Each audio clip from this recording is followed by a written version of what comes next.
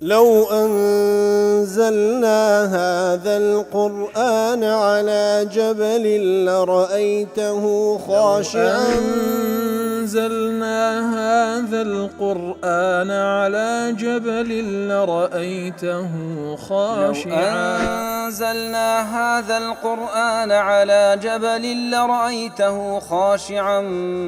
متصدعا من خشية وتلك الأمثال نضربها للناس لعلهم يتفكرون.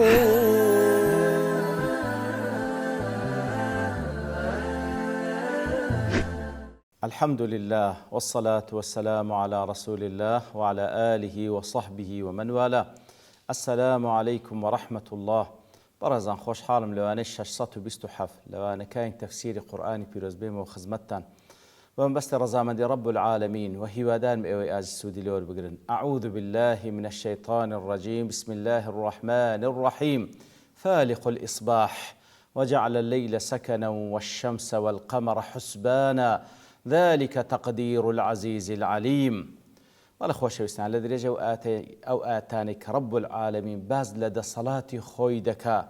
باز لآثار ربوبيته پروردگاريتي خويدك وسرنز ما رادشيش لبود صلاة خوي لمخلوقات كان تاوكو قناعة يقين من بوي تنها أو ذاتي شاني پرستنيه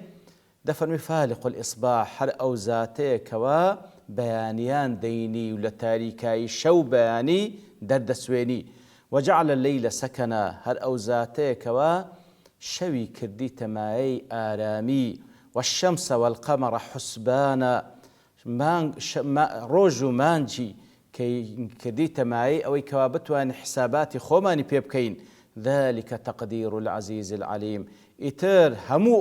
همو أواني كواباس كران لا آثار لشوينوار لدى صلاة تقدير رب العالمين تقدير أنداز كردني ربك وپروردگارك كالعزيز العليم. مالي خوش ويستان فالق الإصباح كواتا فالق الإصباح دالي أوش خبري شديكي إنيك ولا آتي بيشتر فرمي إن الله فالق الحب والنوى ليرزد فرمي فالق الإصباح كواتا خبري شديكي لبو إني إصباحش ديار مصدر سمي به الصبح كواتا فالق الإصباح إصباح مصدر لبو صبح لبو بياني أي شاقه عن ظلمة الليل كواتا فالق الإصباح وكل آتي رابردولا واني راب باس ماكر إن الله فالق الحب والنما فالق قوتمان ديما معناه خالق ديما معناه أوي كوا شقي دكا إتر أو رب أو پروردگاري كوا وكو دانويلو نوا بابلين ناوچي دانويلو نوا بابلين ناوچي أو بروبوما كشتكاليانا كاتك شق دكاو رقو بروبومي لدر دسويني هر بخوش خلقي كده وشقي دكا يتلي فالق الإصباح يان خالقي صبح بيانيان داديني يان بمعنى والشاقي عن ظلمة الليل تاريكاي شو درز تدخاو روناكاي بيانياني لدر دسويني وجعل الليل سكنا وتخوي سبحانه وتعالى سير الظلام ليسكن إليه ويطمئن به كواتا أو شوي بوشي والتاريك كردية تاوكو ببتمايي معي سكون آرام قرتن لبو إنسان جان لبركان بقشتي استرواحا من تعب النهار براستي أو شوا وخواي يقول ليرو لتسندين آتكا آماجي بيذا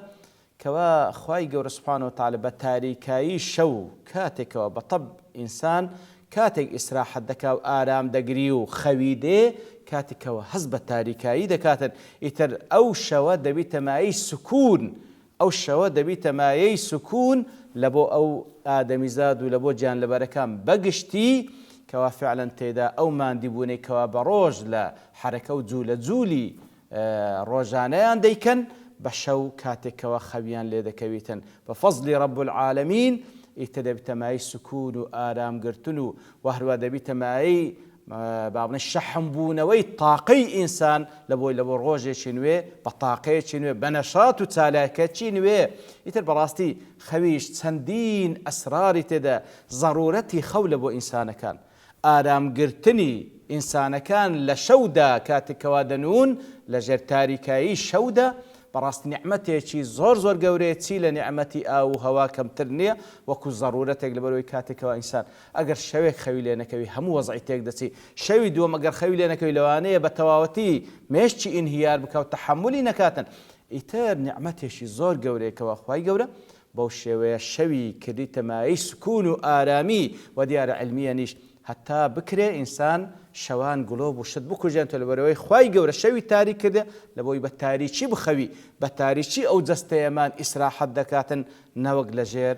ڕۆناچیەکی دەست کرد کە خوای گەورە شەوی تاریک کرد ئێمە بین ڕۆناچ بکەینەوە ئیتر بەڕاستی ئەو لاشەیە تێرخەو نابی یاخود خەوێکی طەبیعی ناکە لەوانەیە زۆر مەشاکل لە بۆ جسمە دروست بکە ئیتر خوای گەورە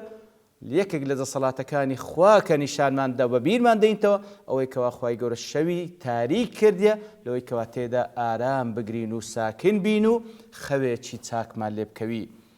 والشەمس والقەمەڕ حوسبانە کەواتە هەروەها هەر ئەو زاتەیە کەوا ڕۆژ و مانجی کردیتە مایەی حوسبان حوسبان چێ ئەی على ئەدوار مختلفە کەواتە مانگ و ڕۆژ خوای گەورە بە چەند دەورێکی جیاوازی لە یەکتر داینێ ئەوە ڕۆژە ڕۆژ ڕووناک دەکاتەوە و مانجیش بە شەودا دێ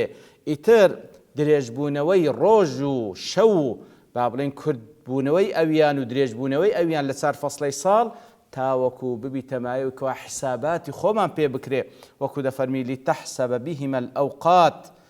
کەواتە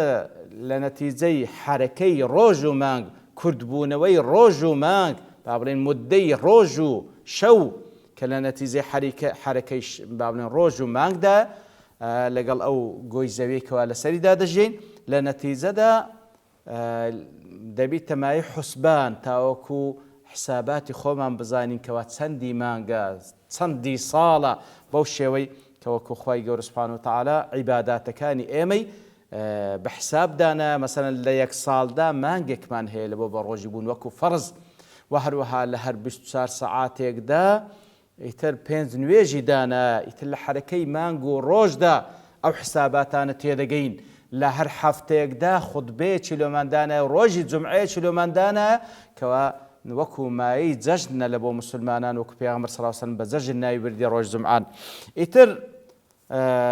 وەکو لە چەندین ئاەتکە لە بۆن من لە سوورەتی یونس دەفەرمی هو الذي جعل الشمس ضياء والقمر نورا خوای گەورەیە سوبحانه وتعالى کەوا ئەو ڕۆژەی کردیتە مەزدەر و سەرچاوەی ڕووناچی و هەروەها مانجیش نورێکی هەیە کە هەر عینی طبعا لە تیشتی ڕۆژە وەری دەگری وقدره منازل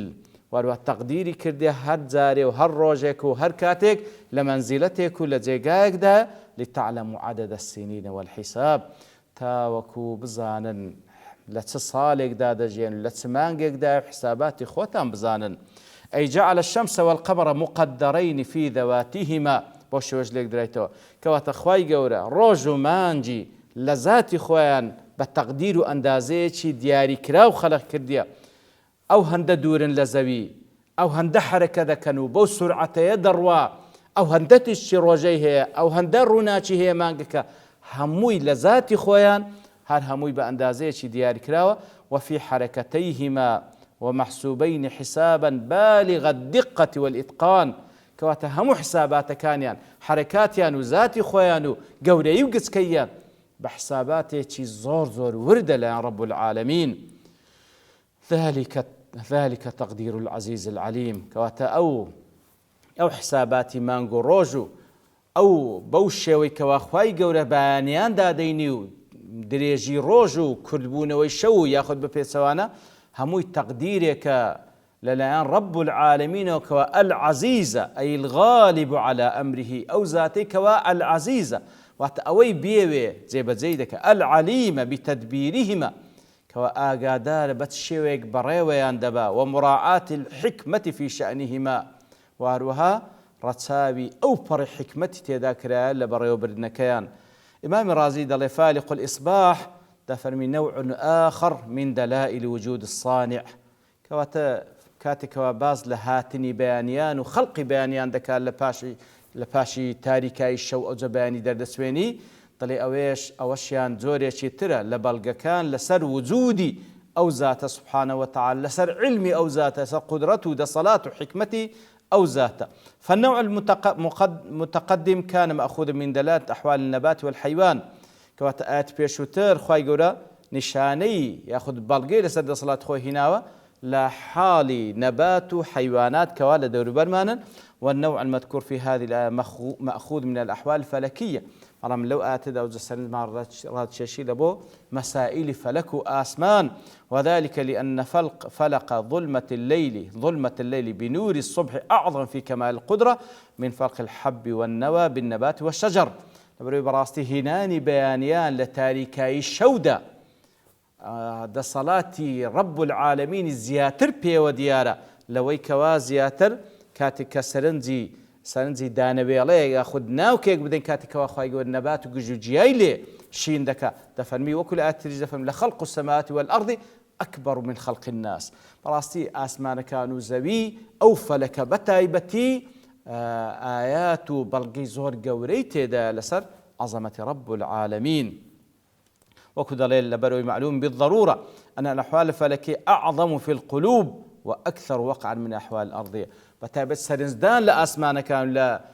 حالي فلك زياتر السرنز راتشيشترا وهروا وقعي زياتر لنا ضلو درون قوري وعظمتي آسمان كدبيني قوري وعظمتي رب العالمين وخالقي أو آسمان زوير لو بديار ديخيتا كوات الزياتر والزياتر تأسيل لسد ضلو درون هيا. بل دفرمي فالق الإصباح دليل فالق الأصباح شخين درايتو كاتبو قراءة شيء كذا جمع صبح أصباح جمع صبح لبحر كبير هاتي دليل أن السنة الشرعية قمرية لا شمسية وحساباتي شرعي بحساباتي قمرية وكلنا وخما بيدلين بحسابي عربي مانجي عربي أو روتسند دل بخوي مانجي عربي نية مانجي شرعية حساباتي الشرعي بلسر أساسي مانجا نقبل أساسي روجي بابلين كوا وكو صالي زايني استعيمة لدو 2019 دادجين أو صالي زاينية بلام حسابات الشرعي